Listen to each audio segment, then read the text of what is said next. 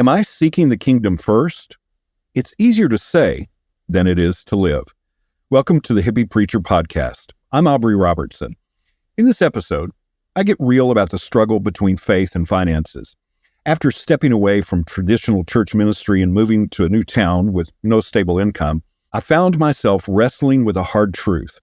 Was I truly seeking the kingdom first? A conversation at a local coffee shop forced me to confront my own fears and faith. What does it really mean to trust Jesus for provision? Let's talk about it. Welcome to the Hippie Preacher Podcast. I've tried to be very transparent about our life situation. January 20th, 2025, taking the advice of those who keep us accountable, I started a few months sabbatical as the pastor of the church we planted in 2017. We literally packed up everything and moved 2 hours away to a fixer-up house we inherited a few years ago. We're living in a borrowed RV on the front lawn right now. The transition from focusing on the Sunday morning experience to disciple making and house churches has been a challenge. Over the past few years, we lost a lot of church people.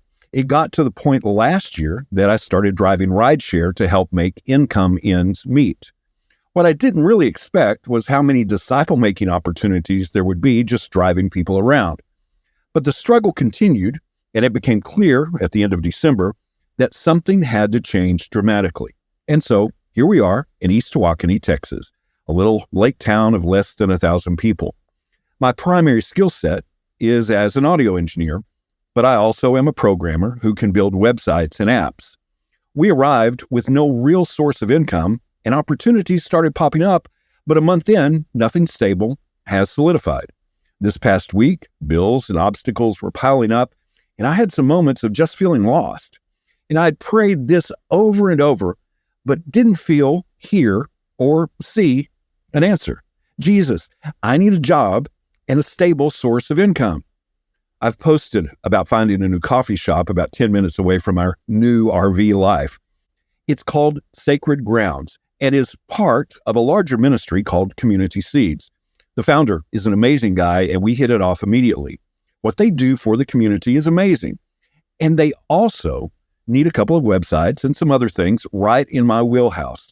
Several connections with other churches and businesses in the area also shared needs for some of the technology things I have experience in. Logistically, it seemed to make sense to start a local ad agency.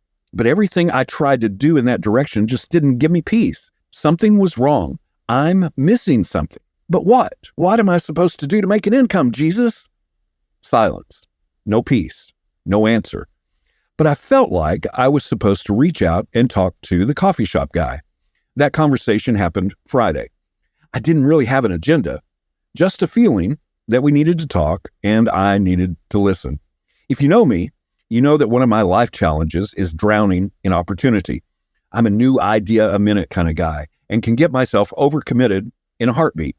Not really inclined to the whole sabbatical concept, though rest is important. So I started the conversation with Coop by sharing how lost I was feeling and how many opportunities were cropping up, but I had no peace.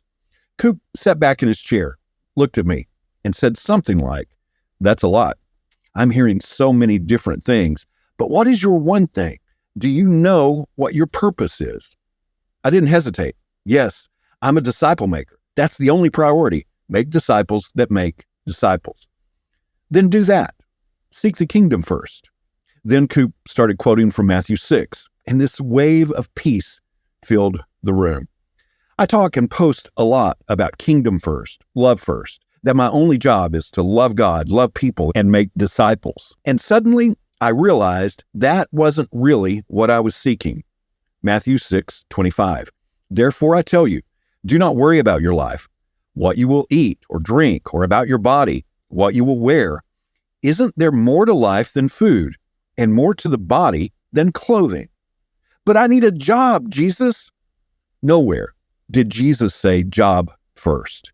Meet my needs first. Give me the plan for tomorrow first. Kingdom first is easy to say, but do I really have faith enough to live it? God takes care of the birds and flowers. Do I really trust him to take care of us. Matthew 6:31-34.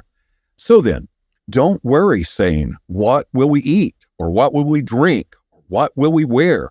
For the unconverted pursue these things, and your heavenly Father knows that you need them. But above all, pursue his kingdom and righteousness, and all these things will be given to you as well. So then, do not worry about tomorrow, for tomorrow will worry about itself. Today has enough trouble of its own. Who pursues those things? The unconverted. Ouch. That's what I've been worried about, even though the last month we've seen God's miraculous provision almost every single day. Above all means above all. That conversation in prayer with Coop woke me up. Pursuing the kingdom first is easy to say, but do I really have faith enough to live it? No, I don't. Not in myself, but I know the one who does and who will freely give what I ask for. Like the father whose son needed a miracle in Mark 9. Mark 9:23-24. Then Jesus said to him, if you are able, all things are possible for the one who believes. Immediately, the father of the boy cried out and said, I believe. Help my unbelief. Long story short, the only peace I have right now is pursuing the kingdom. Go make disciples isn't a suggestion. It's a statement of identity. Every follower is a people fisher. Every new creature is an ambassador of the ministry of reconciliation.